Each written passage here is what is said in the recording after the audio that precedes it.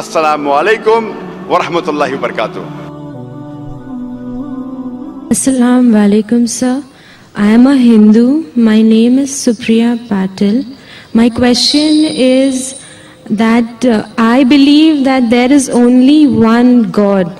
But as we have been brought up like from the childhood that we have to worship in front of the idols.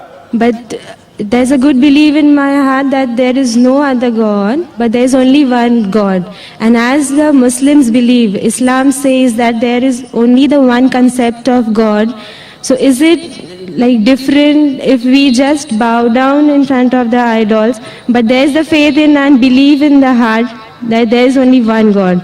And where in the Vedas is it written that we have to follow the Quran, the Holy Quran? Because if we follow the Vedas, then we can't follow the path of Islam.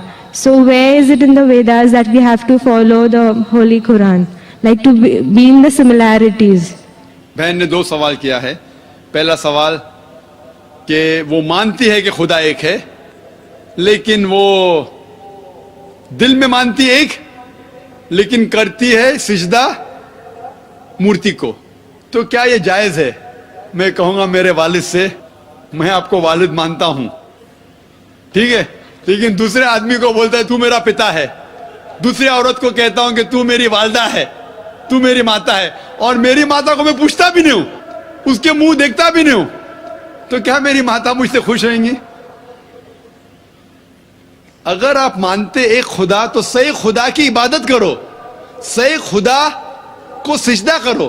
غلط خدا کی عبادت کرنا شرک ہے.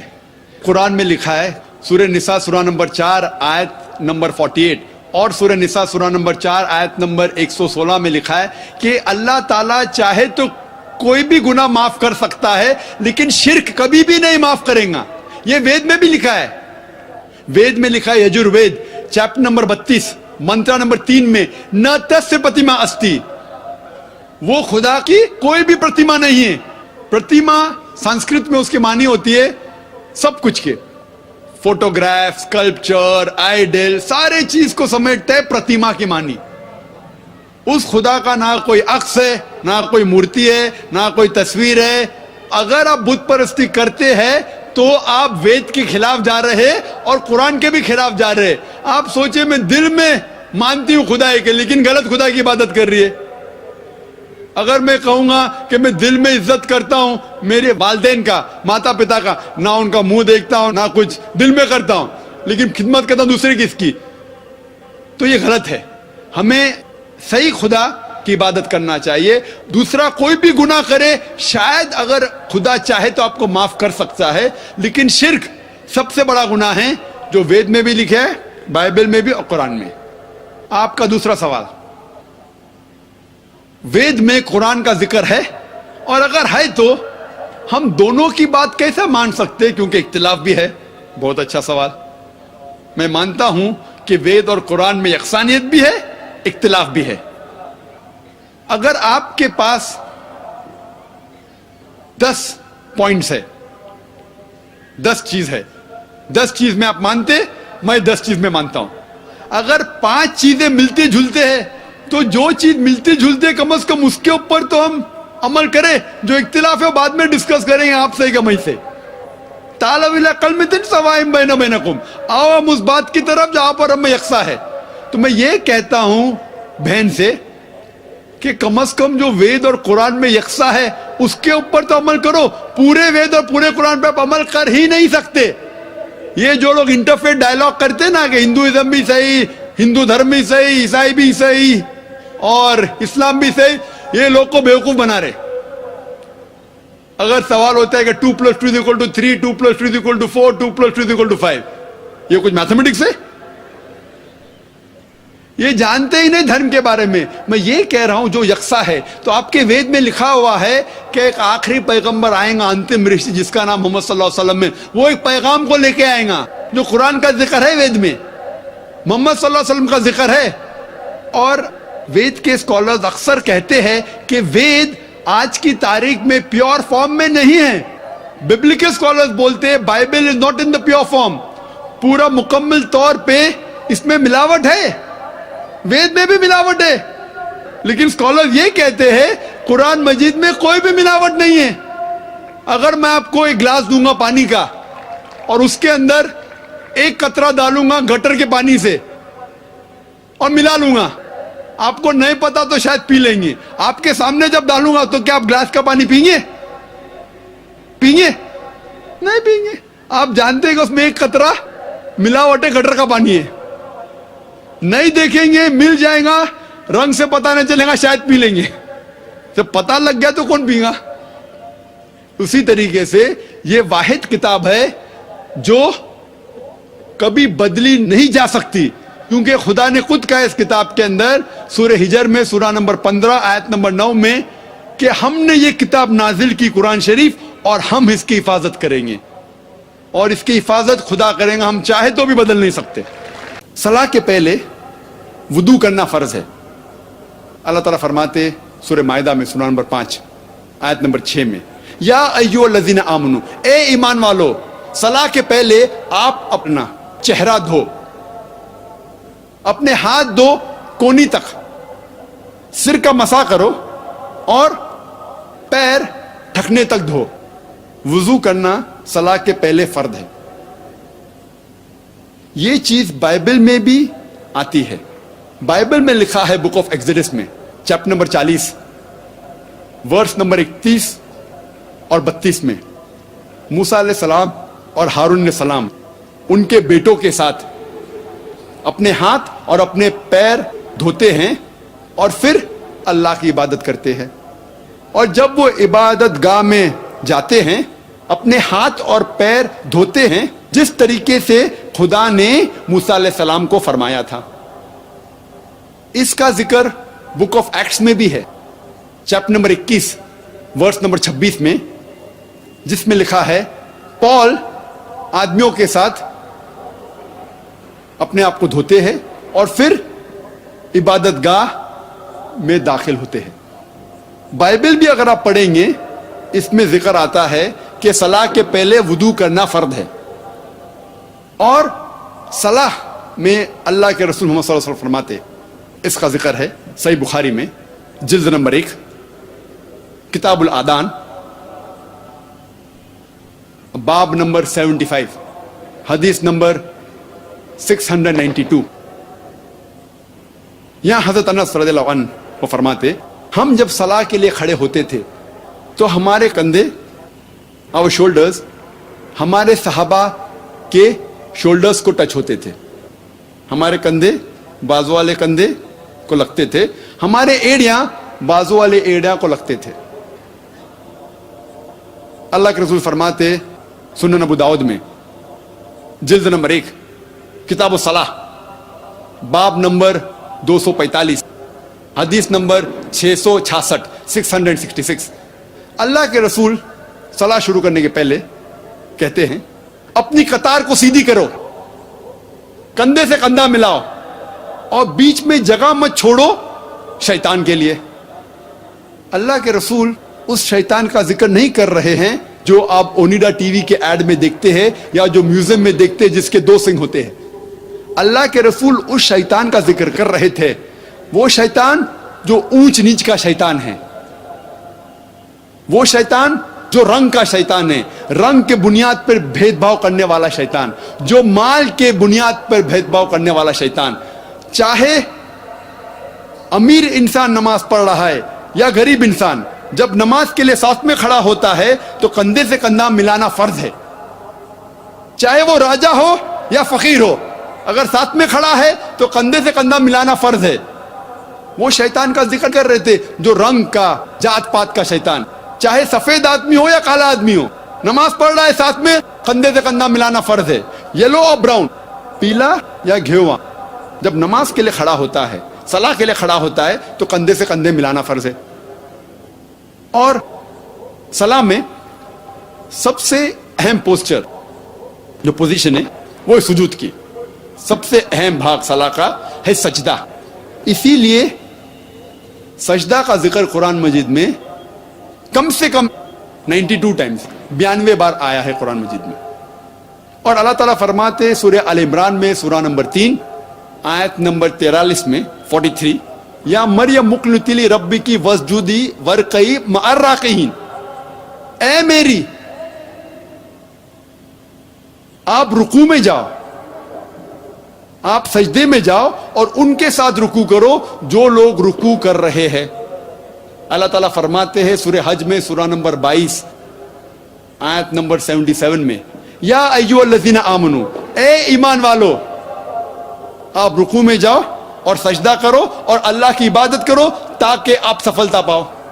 سجدہ سب سے اہم بھاگ ہے صلاح کا، اسی لیے سارے رسولوں سارے نبیوں نے جب اللہ کی عبادت کی ان نے سجدہ کیا، اور اس کا ذکر بائبل میں بھی ہے۔ بائبل میں لکھا ہے بک آف جینیسس میں چیپٹر نمبر 17 ورس نمبر 3 میں، ابراہیم علیہ السلام اپنے چہرے کے بل گرے اور خدا کی عبادت کی۔ لکھا ہے بک آف نمبرز میں چیپٹر نمبر 20 ورس نمبر 6 میں، موسیٰ علیہ السلام اور ہارون علیہ السلام اپنے چہرے کے بل گرے اور اللہ کی عبادت کی۔ لکھا ہے بک آف جوشوا میں چیپٹر نمبر 5 ورس نمبر 14 میں، جوشوا اپنے چہرے کے بل گرے اور اللہ کی عبادت کی۔ لکھا ہے گوسپل آف میتھیو میں چیپٹر نمبر 26 آیت نمبر 39 کہ عیسیٰ علیہ السلام گارڈن آف گیٹسیمنی میں گئے اور اپنے چہرے کے بل گرے اور خدا کی عبادت کی۔ All these verses say that they fell on their face and they prayed to God. Abraham, peace be upon him, fell on his face. Moses and Aaron, peace be upon them, fell on their face. Joshua fell on his face. Jesus Christ, peace be upon him, fell on his face and prayed to God. اگر آپ ایک gymnast کو بھی پوچھیں گے کس طریقے سے اپنے چہرے کے بل گرنا، وہ مسلمان سے بہتر کر ہی نہیں سکتا۔ Even a gymnast cannot do better than the way we Muslims do by falling on our face, that is doing sujood, that is prostrating. تو جس طریقے سے اسلام میں صلاح پڑھی جاتی ہے اس کا ذکر بائبل میں بھی موجود ہے۔ تیسرا رکن زکوٰۃ۔ زکوٰۃ کے معنی ٹو گرو، ٹو پیوریفائی، بڑھاوا، پاک کرنا۔ زکوٰۃ ہر بالغ مسلمان کے لیے فرض ہے اگر اس کی بچت نصاب سے زیادہ ہے، 85 گرام سونا سے زیادہ ہے، if he has more than 85 grams of gold as saving، اس انسان کے لیے فرض ہے کہ وہ 2.5% ہر قمری سال خیرات کرے، فرض ہے۔ اگر ہر امیر انسان زکوٰۃ دے غریبی دنیا سے ہٹ جائیں گی، ایک بھی انسان بھوک کے مارے نہیں مرے گا۔ اور قرآن میں لکھا ہے سورہ الحشر میں سورہ نمبر 59 آیت نمبر 7 میں، زکوٰۃ اس لیے ہے تاکہ یہ دولت صرف امیروں کے بیچ نہ گھومے، so that the wealth does not circulate only amongst the rich۔ زکوٰۃ دینا ہر انسان جو بالغ ہے اور جس کے پاس نصاب سے زیادہ بچت ہے، 85 گرام سونا سے زیادہ، اس کے لیے فرض ہے کہ وہ ہر قمری سال 2.5% خیرات میں دے، یہ فرض ہے۔ اور اس کا ذکر بائبل میں بھی ہے۔ بائبل میں لکھا ہے 1 پیٹر میں چیپٹر نمبر 4 ورس نمبر 8 میں، give fervent charity, for charity covers up multitudes of sin۔ آپ خیرات کرو کیونکہ خیرات آپ کے گناہوں کو دھوتا ہے۔ اب ہم تذکرہ کریں گے چوتھے رکن کا، وہ ہے صوم، روزہ۔ ہر بالغ مسلمان کے لیے فرض ہے جس کی صحت اچھی ہے کہ وہ روزہ رکھے رمضان کے مہینے میں، اور پینے اور کھانے سے پرہیز کرے، فجر سے لے کر مغرب تک وہ پرہیز کرے کھانے اور پینے سے، رمضان کے مہینے میں فرض ہے۔ اور اللہ تعالیٰ فرماتے سورہ بقرہ میں سورہ نمبر 2 آیت نمبر 183 میں 183، روزہ ہم نے آپ کے اوپر فرض قرار کیا ہے جیسے پہلے لوگوں پر فرض قرار کیا تھا تاکہ آپ پرہیزگار بنو.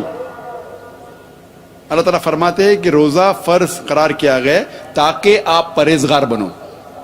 اور آج کے سائیکالوجسٹ کہتے ہیں اگر کوئی بھی انسان اگر بھوک پہ قابو پا سکتا ہے تو وہ اپنے سارے خواہشات پر قابو پا سکتا ہے. If you can control your hunger, you can control almost all your desires. اور روزے رکھنے کی کئی فائدے ہیں. آج سائنس کہتی ہے اگر روزہ رکھے 1 مہینے تک جس طریقے سے مسلمان رکھتے ہیں آپ کا انٹسٹینل ایبزارپشن بڑھ جاتا ہے, آپ کا کولیسٹرول لیول گھٹ جاتا ہے, کئی بری عادتیں جو انسان کے پاس ہے وہ نکل جاتی ہے. مثال کے طور پہ اگر آپ سگریٹ پینے سے پرہیز کر سکتے ہیں فجر سے مغرب تک تو انشاءاللہ you can prevent from cradle to grave. آپ پیدائش سے موت تک کے سگریٹ سے پرہیز کر سکتے. اگر آپ شراب پینے سے پرہیز کر سکتے فجر سے مغرب تک تو انشاءاللہ آپ پیدائش سے موت تک شراب سے پرہیز کر سکتے. یہ ایک موقع ہے غلط عادتوں سے چھٹکارا پانے کا, اور کئی فائدے اس کے میں تقریر کیا ہوں اس کے اوپر. لیکن روزے کے بارے میں ذکر بائبل میں بھی آتا ہے. گاسپل آف میتھیو میں چیپٹر نمبر 17 ورس نمبر 21 میں, اور gospel of Mark chapter number 9 verse number 29 میں کہ روزہ رکھو. 5واں رکن اسلام کا ہے حج. ہر بالغ انسان جو حیثیت رکھتا ہے اسے حج کم از کم زندگی میں 1 بار کرنا چاہیے. مکہ جانا چاہیے حج کے مہینے میں کم از کم 1 بار. اور یہ سب سے بہترین مثال ہے انٹرنیشنل بردرہڈ کی, عالمی بھائی چارے کی. تقریباً 25 لاکھ لوگ ہر سال آتے ہیں حج کے لیے مکہ عرفات, دیگر ممالک سے, امریکہ سے, انگلینڈ سے, انڈیا سے, پاکستان سے, انڈونیشیا سے, ملیشیا سے. اور مرد 2 سفید کپڑے پہنتے ہیں بنا سلے ہوئے. آپ یہ بھی نہیں پہچان سکتے آپ کے بازو میں جو آدمی کھڑا ہے وہ راجا ہے کہ فقیر ہے. سب سے بہترین مثال عالمی بھائی چارے کی. اور اللہ تعالیٰ فرماتے ہیں سورہ حجرات میں سورہ نمبر 49 آیت نمبر 13 میں, یا ایھا الناس انا خلقناکم من ذکر و انثی وجعلناکم شعوبا وقبائل لتعارفوا ان اکرمکم عند اللہ اتقاکم ان اللہ علیم خبیر. اے انسان, ہم نے تمہیں بنایا ہے ایک جوڑے سے, مرد اور عورت کے, اور بانٹا ہے قبیلوں میں, برادریوں میں, تاکہ آپ ایک دوسروں کو پہچان سکے, نہ کہ آپ ایک دوسرے سے نفرت کریں. اور سب سے بہترین وہ ہے جو تقوی رکھتا ہے. اللہ سبحانہ و تعالیٰ کو انسان کو جانچنے کے لیے سب سے بہترین جس سے انسان اونچا ہو سکتا ہے وہ ہے تقوی, وہ ہے نیکی.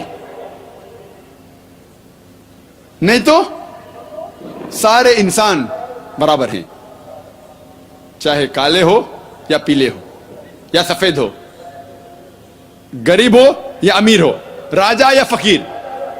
ایک انسان دوسرے انسان سے صرف نیکی کے ذریعے اونچا ہو سکتا ہے. جی خوش آمدید دوستو, امید کرتا ہوں ویڈیو آپ نے پوری دیکھی ہوگی اور آپ کو پسند بھی آئی ہوگی. قرآن میں اللہ تعالیٰ فرماتے ہیں ان الدین عند اللہ الاسلام, اللہ کے نزدیک جو مذہب ہے وہ اسلام ہے. اب اگر آپ ہندوازم کی طرف جاتے ہیں, عیسائیت کی طرف یا یہودیت کی طرف, تو یہ آپ اپنی منمانی کر رہے ہیں, آپ قرآن کو فالو نہیں کر رہے, جبکہ آپ کو کامیاب زندگی گزارنے کے لیے اسی قرآن پر عمل کرنا ہوگا. تو اسلام کے علاوہ جتنے بھی مذاہب ہیں سب کے سب فضول اور بکواس اور جھوٹ ہے, جھوٹ کے سوا کچھ نہیں. دنیا میں بھی آپ کو دھوکہ دیں گے اور آخرت میں تو ہے ہی. دنیا آپ کو اس طرح دھوکہ دیں گے, دنیا میں مثال کے طور پر اگر آپ ہندو مذہب کی طرف جاتے ہیں تو ایک دھوکہ تو یہ ہوگا کہ آپ پر اللہ کی نعمتیں بند کرا دیں گے. ویجیٹیرین, نان ویج آپ نہیں کھائیں گے, آپ بیف پلاؤ، کابلی پلاؤ، کباب، تکہ مسالہ، تکہ، اور یہ سارے جو نعمتیں ہیں لذیذ لذیذ، یہ آپ پر بند ہو جائیں گے۔ کیوں؟ کیونکہ ہندوؤں کا یہ ماننا ہے کہ جانور کو ذبح کرنے سے اس کو تکلیف ہوتی ہے، اس کو نقصان ہوتا ہے، لہٰذا اس کو ذبح نہ کرو۔ بھائی ایک چیز جب اللہ تعالیٰ نے آپ کے فائدے کے لیے بنائی ہو تو پھر آپ کیوں اس سے فائدہ نہیں حاصل کر سکتے؟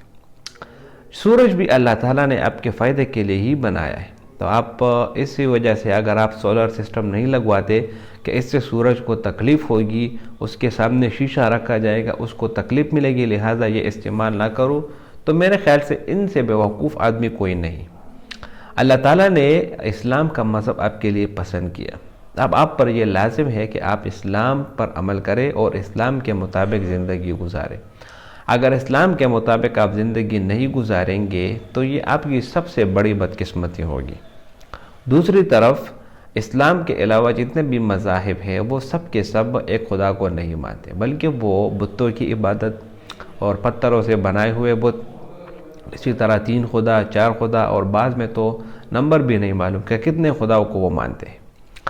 تو یہ ساری چیزیں یہ آپ کو دیکھنی پڑے گی۔ تو اس لیے میں کہہ رہا ہوں کہ اللہ تعالیٰ قرآن میں فرماتے ہیں ان الدین عند اللہ الاسلام، اور قرآن مجید کی سچائی یہ پوری دنیا پر واضح ہے۔ 1400 سال پہلے جو قرآن نازل ہوا آج تک صحیح سلامت، اور اس میں کوئی زیر زبر کا فرق نہیں آیا، تو اس سے ثابت ہوتا ہے کہ یہ قرآن سب سے اصلی قرآن ہے، اور اس میں کوئی جو ہے نا یہ کوئی انسان کی طرف انسان کے ہاتھ کے لکھی ہوئی یہ کتاب نہیں، بلکہ یہ اللہ تعالیٰ کی کلام ہے اور اللہ کا دیا ہوا کلام ہے۔ دوسری طرف اس عورت کا سوال آپ نے سنا کہ میں مانتی ہوں کہ اسلام کہ اللہ ایک ہے، تو ٹھیک ہے، جب آپ مانتی ہیں اللہ ایک ہے تو پھر آپ یہ بھی مانیں کہ رسول اللہ صلی اللہ علیہ وسلم اللہ کے رسول ہیں۔ کلمے کے اندر 2 شق ہے، پہلا یہ لا الہ الا اللہ، اور دوسرا محمد الرسول اللہ۔ اب بعض لوگ تو پہلے شق کو مانتے ہیں لیکن دوسرے کو نہیں مانتے، لہٰذا اس لیے وہ مسلم نہیں کہلاتے۔ تو اگر آپ کو صحیح مسلمان ہونا ہے تو آپ کو کلمے کی پہلے شق کو بھی ماننا ہوگا اور دوسرے کو بھی۔ اگر ان دونوں کے علاوہ ان میں ایک بھی کمی رہ جائے تو آپ کا اسلام قابل قبول نہیں۔ اور دوسری طرف جتنے بھی دوسرے مذاہب ہے، عیسائیت ہے، یہودیت ہے، ہندوازم ہے، تو اس میں پھر بہت سارے طور طریقے جو ہیں نا وہ ان لوگوں نے اپنی طرف سے بنائے ہیں۔ تو ڈاکٹر ذاکر نائک نے اس عورت کو بہت اچھی طریقے سے سمجھایا، امید کرتا ہوں آپ بھی سمجھ گئے ہوں گے۔ اگر ویڈیو آپ کو پسند آئے تو اس چینل کو سبسکرائب کریں، بہت شکریہ۔